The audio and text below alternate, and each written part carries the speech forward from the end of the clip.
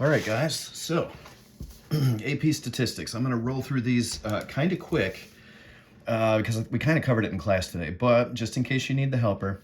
Problem number one, determine whether the random variables below have a binomial distribution. If you got to determine if they have a binomial distribution, you got to check your bins. Justify your answer. Roll a fair die 10 times, so right away when I see this is good, n is equal to 10. X equals the number of sixes. Okay, this one's good too because the probability of a 6 is equal to 1/6 every time. Can I consider this to be binary? Yeah, it's a 6 or it's not a 6, right? And are they independent? Yeah, when we roll dice, they are definitely independent. So if we're going to call it a binomial setting, we should go over here and say not only, yes, but we should give it the notation. We put the number here, and we put the probability here. So I'm good with A being a binomial situation. B, shoot a basketball 20 times. Okay, so I got this, n is equal to 20. I like that. But from various distances, we're done here. From various distances, this isn't the true because the probability of success isn't the same from 3 feet out as it is from taking a three-pointer. So that's out. I mean, this would be okay. You make the shot or not. Independent is out also because of the different distances. So we're going to put a fat nope on this. Observe the next 100 cars that go by and let C equal the color. That's not even numerical. This is supposed to be a random variable, and random variables have to be numerical. So color of each car, that's out. Independent, I don't know, maybe. I'll put a question mark. This one's okay, n is equal to 100.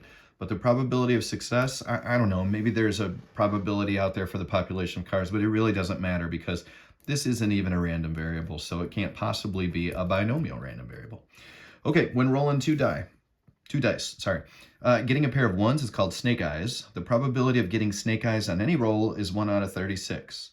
Suppose, and they're independent. I mean, we're rolling dice. We got a set number of trials right here. Suppose a game player rolls the 2 dice 80 times, so n is equal to 80.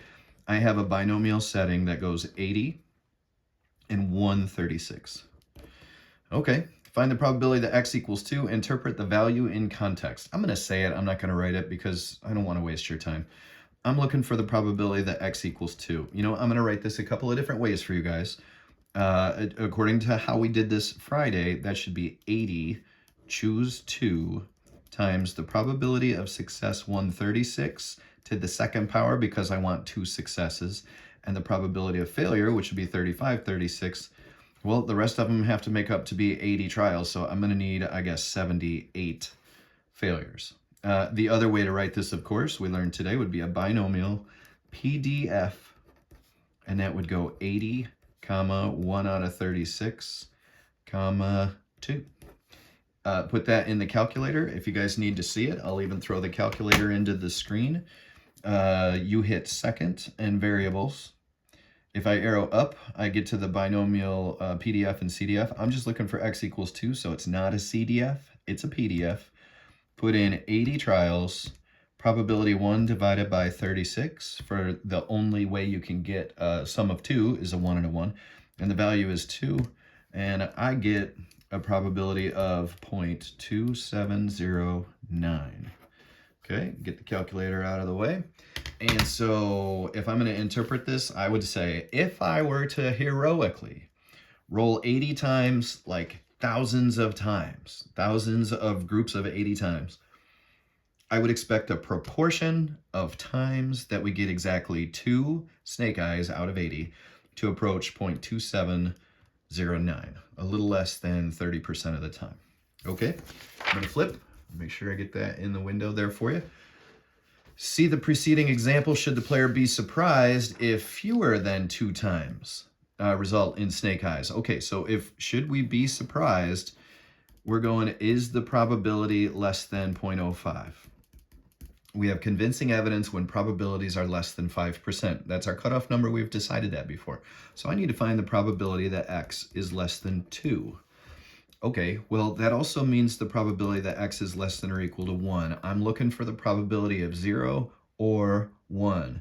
I could find both of them and add them up, or we learned a new trick today, binomial CDF of 80 and 1 over 36 and 1. Put that in the calculator the same way you just did the binomial PDF in the calculator, and you get 0.3450. That is nowhere close to our cutoff of 5%. So I'm going to say no, I am not surprised at all if I get less than 2. The Australian official lottery has a scratch-off instant lottery ticket. The probability of winning is 1 out of 4. So the probability that I win is 1 out of 4, or 0.25. Oh, that's a big shadow. I'm going to change my light so you guys you can see that a little better. Sorry if that bothers you. Mr. Urban is feeling lucky one day and decides to purchase 100 tickets. Find the probability that fewer than 20. So this is just like this one. We have a binomial setting. Our binomial setting has 100 trials. The probability of success is 1 out of 4, or 0.25. We've been asked the probability that X is fewer than 20. Fewer than 20 means this, of course. So I could also write it as X is less than or equal to 19.